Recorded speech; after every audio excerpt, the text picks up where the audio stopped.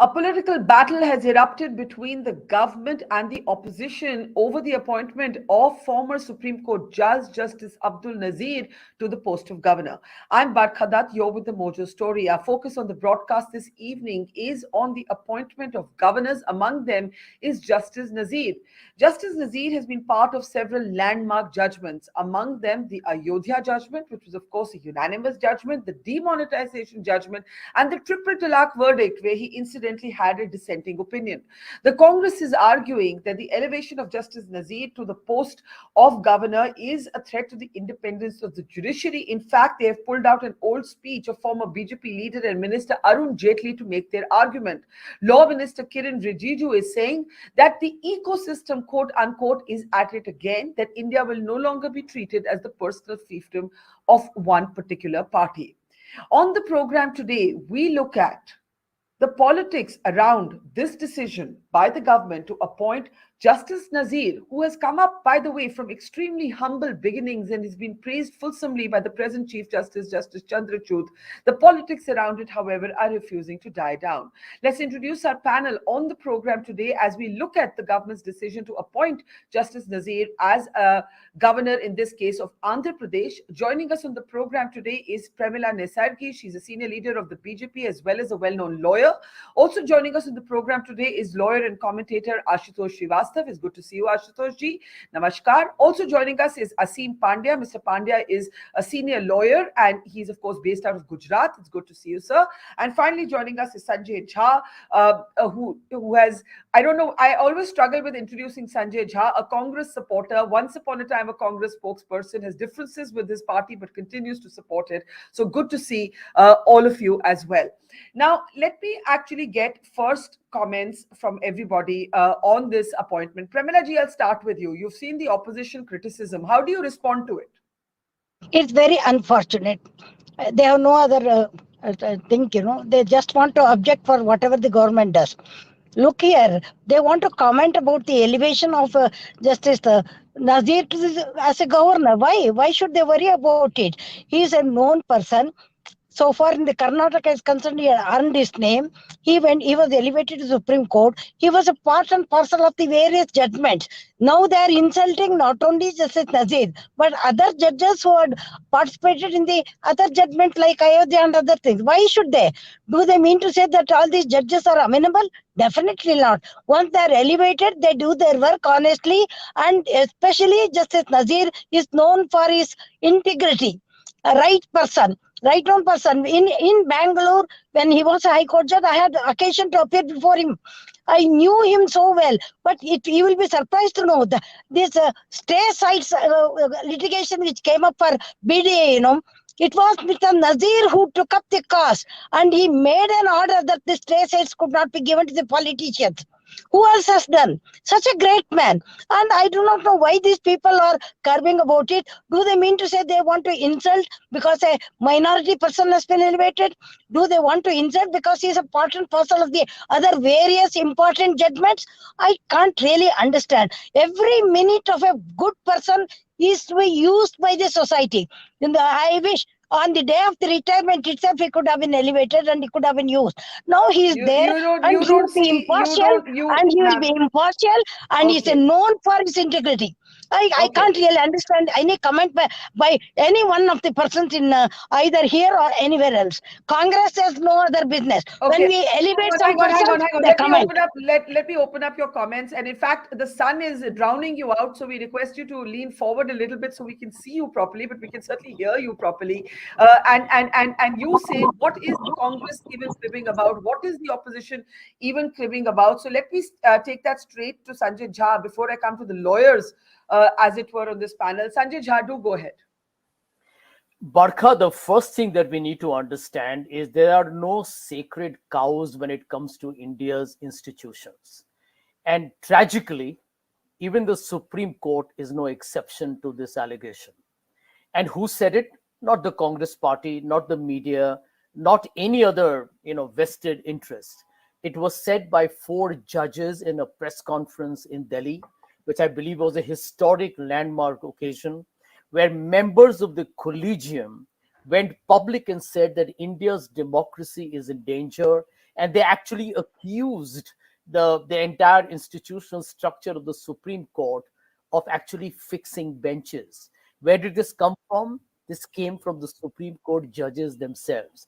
I think this is the context that we need to understand, because in India, we have become very subservient and subjugated to the honorable judges when they themselves have told you that we may be having feet of clay. Point number two, as a, not just as a politician, as a citizen of this country, I feel appalled that the Bharatiya Janata Party, of which the distinguished lady is a part of, is brazenly destroying the credibility of what should be independent institutions. But it is not as if judges and other constitutional figures have never been given post-retirement posts on the watch of the Congress. I remember most prominently an election commissioner, M.S. Gill, for instance. So, there too, there were conflicts of interest. Let me answer that. This is not something that happens only with one party, Sanjay. Absolutely. So let me make this point very clear. And I'm making this in a very bipartisan, agnostic way. All political parties need to realize that Indian democracy is expected to have matured. We are supposed to be evolving as a society, which means you get more transparent, a lot more professional, and to that extent, you adhere to certain constitutional principles. The Congress may have made mistakes in the past. One can cite examples of XYZ. But I think what is happening under the Bharatiya Janata Party, especially since Mr. Modi became Prime Minister, is a brazen and a flagrant attempt to actually ridicule the institutions. And let me give you another example. You're talking about a judge of the Supreme Court. Barkha, do you remember the Chief Justice of India? I think his name was CJI Sathasivam, who was made the governor of Kerala when he had been it's on the screen. It's on the screen, but equally there was justice. Equally, there are other judges that go back to tenures of other parties, and they're on your screen right now. All I'm saying is every government does this. Every government does this.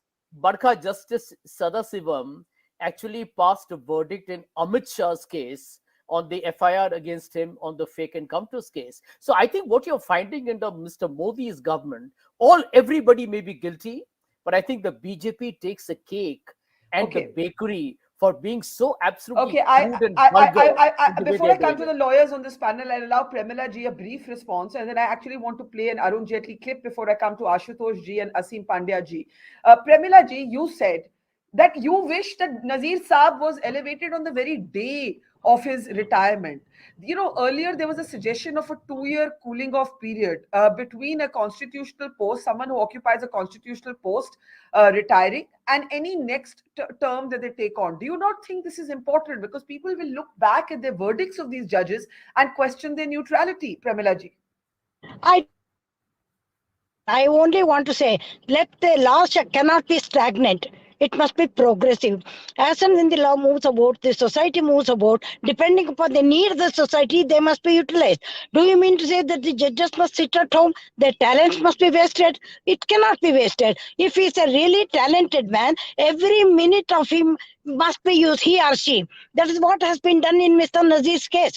I was surprised Mr. Sanjay just speaking about it. He is a typical congressman, though he is no longer, even though he is suspended, he wants to support the Congress for the reasons best known. I don't agree with him. It's not correct on his part to say that they should not be utilized. Why? Well, what was wrong with Mr. Dashivam? Did he do anything wrong in Kerala tournament? Okay, I have to apologize to our viewers that Premila ji is drowned in darkness. I don't know where she's sitting, but we can hear her loud and clear. I want to play Arun Jaitley's clip that the opposition has pulled out and then come to our lawyers. Listen in to the speech of Mr. Jaitley that's going viral again. That almost everyone, barring a few notable honorable men who are an exception, wants a job after retirement, and we are lavishly creating it for them. If we don't create it, they themselves create it. I think this whole temptation of continuing to occupy a Lithian's bungalow is a very serious temptation. Because the danger is greater. The desire of a post-retirement job influences pre-retirement judgments. It's a threat to the independence of judiciary. Now, this is not Sanjay Jha, Ms. Premila. It is your sort of revered and much loved leader. And let me get in other voices now. Aseem Pandya, you have, of course, in the past written letters on behalf of the Gujarat High Court Advocates Association. 1 minute. 1 minute, Premila ji. 1 minute. Let me get Yeah, together. yeah. Mr. Pandya, go ahead. Mr. Pandya, go ahead. Yes. Actually, I had written one detailed letter pointing out the problems with the post-retirement benefits that are given to the judges. I am not fully against them because they are talented people and their talent should be used. But in my personal view, the offer should be made in accordance with the seniority. Suppose on a particular day, a particular judge retires, then what are the avenues available? What are the posts vacant on that day? So he should be given that offer first. He should be given preferences. Nobody should be given any appointment out of turn, and more particularly the office of governorship. That is totally, one can understand that he is appointed as a chairman of a particular tribunal. He is appointed as a lokayukt. That also one can understand. Person can be appointed as Human Rights Commission chairman also. Those things are okay.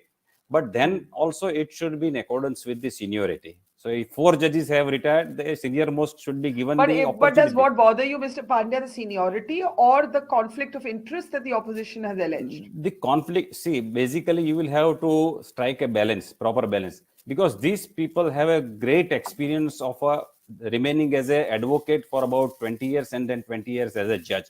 So this is a great talent which should be available to the people of India for their benefit.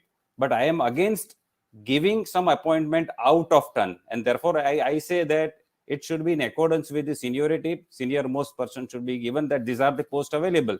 Do you want to opt for it? But that is a technical debate. Do you believe that judges Yes. of the Supreme Court should be Right. appointed to posts like the governor, or should be appointed to influential post-retirement posts? Yes or no, Mr. Pandya? I don't think so that they should be appointed because it affects the judicial independence. I firmly believe it, and therefore I had written a letter that the judges are tempted to give a judgment in a particular way when they are about to retire or in the option of getting good appointment. Okay, so you think that it can influence verdicts, Yes, and that's yes, the it can that is influence. the central point that I want to take to Ashutosh Srivastav, who's also a lawyer, that the neutrality of verdicts could get impacted, says Mr. Pandya, says Mr. Jha. Premila ji disagrees. As a lawyer, what do you think, Ashutosh? I think I actually I don't agree with what my friend said. See, we have to first respect our constitutional chairs, our institutions, and see the way Supreme Court or any other court is an institution of this country, established by the Constitution. Similarly, being a governor or holding any such chair is also the constitutional position. Now, it is not the first time. If we go in the past, we remember that Justice Hidayatullah, he was elevated as the president of this country. Forget about being governor or anything. And we have no such, one remark against him. Considering Justice Nazir, I have argued in his court, Yeah. the way he hears the matter, the way he has the skills to interpret the law and to understand the issue and to pass an order. I think that is commendable. And I feel that in our country, all these kind of talented people who have no black remark or any spot in their career should be promoted, should be given as much opportunities as much possible to make this country much better place to live. And considering a Supreme Court judge having such an immense knowledge about law and everything, what could be a better choice to be a governor? I think you make a very interesting argument. And Justice Hidayatullah became vice president. Just to clarify that, in 1979, the graphic is on your screen. But I'm saying in 1979. No, I'm saying you raise an interesting point. The point is that once you occupy a constitutional post, then you act as per that post. That's the point I think that you're trying to make. Yes. Yes. Yeah, go ahead. Sorry, complete your point. Yeah, I'm saying that if somebody is holding a constitutional position, how does Yes. it matter if he is holding another constitutional position when there is no any black spot on his career? He has worked so well. Why shouldn't he be given some other task, some other opportunity in the interest of the country? Yes, if there is some black spot, some remark or something which has gone wrong against somebody, yes, that is something which can be interpreted or something which should be found out, or there should be some inquiry investigation, and thereupon when the person comes all clean, then he should be given the opportunity. But I think in this case, I completely agree that he is a very good choice. Okay. Why only as governor? He could have been given some better task rather. Okay, let me briefly get Sanjay Jha, then I want to play out what Abhishek Singhvi said. Sanjay, it's like a politician becomes the speaker of the house, right? And then this, as speaker, he or she is expected to perform duties per the constitution. Or let's take UU Lalit. UU Lalit was the Chief Justice of the Supreme Court of India, and he was used to be Amit Shah's lawyer at one point, but he was also the judge who gave bail to Teesta Setalvad. I think the point that Ashutosh is making is an interesting one, that you are required to perform as per your post. Barkha, let's be very clear here. Number one, and a very important point that we must discuss today, is that all these gubernatorial appointments are eventually what? They are political appointments. Look at the way a governor in India functions today. You will again, somebody will come, Mr. Srivastava will come and say it happened during the Congress time. But we all know today that governors literally have become puppets in the entire political That's ecosystem. not today. That's always. That's always. So I preempted There you by always been saying, political appointees. There have always preempted been you. political appointees. Once again, Ashutosh, Exactly. I'll give you a chance. So, Yeah. so that basically establishes my point, that you are that's exactly the logical point I was trying to arrive at. If you and everybody agrees that a governor is a puppet, then you're talking about a Supreme Court judge, no matter what credentials he or she has, getting appointed as a governor is subject to political manipulation. So with due respect to the lady from the BJP, I mean, it is understandable that their entire argument is drowned in darkness, exactly as is visible on your screen. And the reason behind that is very obvious, right, Barkha? Look at the fact, okay? I remember being the formal Congress spokesperson at that point of time when the Chief Justice of India, like in the case of Mr. Sadasivam, you had Mr. Gogoi, who gave verdicts on even Rafale, by the way, and was immediately appointed as the Rajya Sabha member. So, the point that But raised, this image, this Ayodhya verdict, this is the image of the bench that delivered the Ayodhya verdict. It was unanimous. I just want to also underline that Justice Nazir actually dissented in the triple talaq verdict. A lot of media today has reported that he was part of the triple talaq verdict. He actually dissented in it. But the bench, Sanjay, the point I'm making is this was a unanimous verdict, right? So you can't just single out Justice Gogoi in it. The current Chief Justice was also part of the bench, and he's often been hailed as a kind of hero of liberals, right? So liberals often embrace him as the liberal hero of the time. So I just want to take your point very briefly to Premila ji. Premila ji, we really can't see you, so I'm really happy we can hear you. Please go ahead. Respond to what Sanjay Jha is saying, that governors are political pawns. I don't agree with him. I also told you, what did Jaitley say, Arun Jaitley?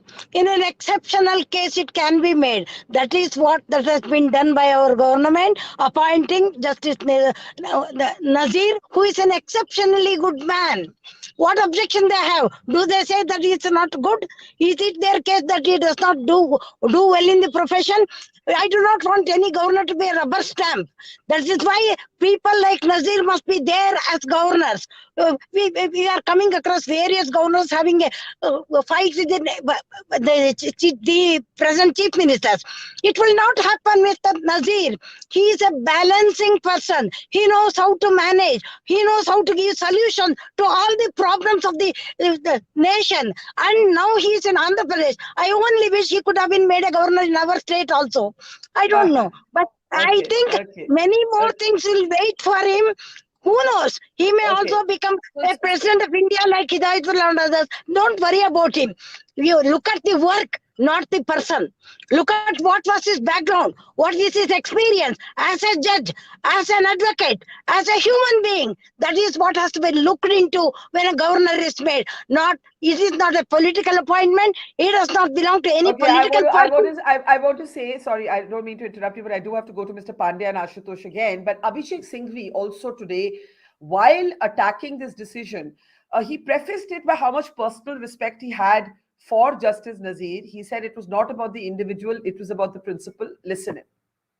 Let me answer it in two ways. First and foremost, I want to replay what you said. By you, I mean the BJP, the ruling dispensation. One of your tall leaders, sadly no more with us, on 5th of September 2013, in the House and several times outside the House said this, and I quote Mr. Jaitley, "The desire of a post-retirement job influences pre-retirement judgments." It's no answer every time we say this for you to say it has happened in the past. This has also been said in the past. Secondly, we are not talking about persons. We are not talking about individuals. Personally, I have very great respect for this person. I know him. It is not about him at all. As a matter of principle, we oppose it. As a matter of principle, we believe that this is a great diminution and a great threat to the independence of the judiciary for the reasons which I have just quoted on the excerpt which I have played out for you. And therefore, we condemn it, we oppose it, and we do not agree with it. Okay, so Asim Pandya, Abhishek Singhvi talks about how much he respects Justice Nazir, and I just want to take 2 minutes to talk a little bit about Justice Nazir, who, I was reading today, worked as a farm hand on his uncle's farm, used to scavenge for fish, didn't know English, really came up the hard way, and therefore you saw a lot of people today expressing personal respect for him individually but objecting to the principle. Where do you stand in? Because already there is so much jhagda between the government and the collegium over the appointment of judges. This is going to add one more layer to it. Go ahead, Mr. Pandya. Actually, I have no opportunity to appear before Justice Nazir, but what I have heard that he was an upright man and he delivered all judgments on merits. But I agree with Mr. Singhvi that it's a question of principle. Of course, during Congress regime also this has happened, and this is not a new thing which is happening for the first time. And in certain instances, you can infer quid pro quo directly. Suppose somebody referred to the judgment of Amit Anil Chandra Shah, where two fake encounters cases where he was an accused. One took place 1 year before and another took place after 1.5 years. And both these cases were heard together and they were decided to be clubbed together by a particular bench. And what in reciprocation, that is a matter of inference. I am not making any insinuation or attribute. That's my point. That's my point. Yes. That, Yes. at some point we have to trust the process of law, because otherwise this is endless. Everybody will bring their subjective interpretations to a verdict and impute motives to the judges. This can be done That's endlessly. Everybody has a political background. Everybody has an ideological background. We've just seen a similar debate over the elevation of Victoria Gauri in Yes, Tamil yes. Nadu. So this is a, So I can say that nobody comes with a clean slate. Something is already written in his mind. Somebody has a particular philosophy. Therefore, Yeah. to rule out all these post-retrial benefits, one has to go by the seniority. And it should not be out of turn. Nobody should be given even this kind of post. As I said, I repeat again, and I do not elaborate it again. But Okay. what I said is, I believe it. Okay, Ashutosh ji, please come in on this. You spoke about how actually Mr. Justice Nazir may even be made for better things. Premila Nisargi echoes you. Yes. But how do you address the perception of a conflict of interest when you see the kind of high-profile judgments that Justice Nazir was involved in, demonetization, Ayodhya, Ram Mandir, triple talaq, where he dissented, by the way. Again, I want to Yes. underline. Go ahead, So Ashutosh. this is itself answers when he dissented during triple talaq issue. So he had his own opinion, but yes, since the majority went in favor of it, so obviously the judgment came like that. So obviously that is something we should not question him. And we have seen in the past also, if we consider Justice Satyasivam, who was the Chief Justice of India, he was made the governor of Kerala. We have no any black spot or any remark against Yeah. him. He has done so well, and being such a a person of high knowledge, integrity, and everything, he has really done well being the governor. And who did it? See, Article 155, talks about the appointment of governor, and that should be done by the President of India. The President of India has the powers to appoint the governor. So what happened in 2014 when Justice Satyasivam was appointed as the governor? At that time, Mr. Pranab Mukherjee, who was the president of this country, he appointed. And we cannot say that he was of this political party or that political party. We can only say that the president, whoever was there at that time, Yes. appointed, and was a good decision. Accordingly, now when the same thing is happening now, then what is the issue? We should give And I think opportunity. Pranab Mukherjee is a great example of someone who virtually Absolutely, ran the absolutely. Congress government. Yeah. We know him as a very good president, not as a person who belonged to which political party. So similarly, now when the president has taken her stand in appointing him as per Article 155, 157, which describes the qualification of a person to become the governor of a state, and he is qualified so far as our constitution is concerned. So here Okay. we are saying that the constitution allows anybody who is above 35 years age and being the citizen of this country, and that he is not holding Okay. any office of So you're profit, or is not a saying member of parliament or legislature. yeah, I think the So- point you're making is, so- unlike Justice so- Sadashivam, there's no other controversy around Justice Nazir. Absolutely. Yeah, okay. Yes. So let me. So it is a tried and tested method what has been followed. A well trusted, a well knowledgeable lawyer, or the Supreme Court judge or a High Court judge who has served the country in the best manner, if that person is given an opportunity to serve the country further, I think Okay. it should be welcomed. Let me get Sanjay and Premila to come in for the last comments. But before that, an excerpt from Justice Nazir's own farewell as he left the Supreme Court. Listen. Finally, I end with a shloka that relate most with me. Dharme sarv pratishtham tasmad dharm par vadanti dharm ev hato hanti dharmo rakshati rakshitaha. It means that everything in this world is founded on dharma. Hence, dharma is the ultimate supreme. Dharma destroys those who destroy it, and dharma protects it. Thank you. Jai Hind. So, Sanjay, are you willing to grant Justice Nazir an opportunity to follow his dharma? Is, I think, what he would say. Go ahead, Sanjay. Last comment. Yeah, Barkha, two short points. Number one, you can kindly verify it, but I have read it in a newspaper report today that one of the issues against Justice Nazir was he even attended a lawyers forum of the RSS when he was the sitting judge. Kindly investigate that, number one, which I think is very inappropriate, a public appearance in a very religious, theocratic organization that runs India's politics.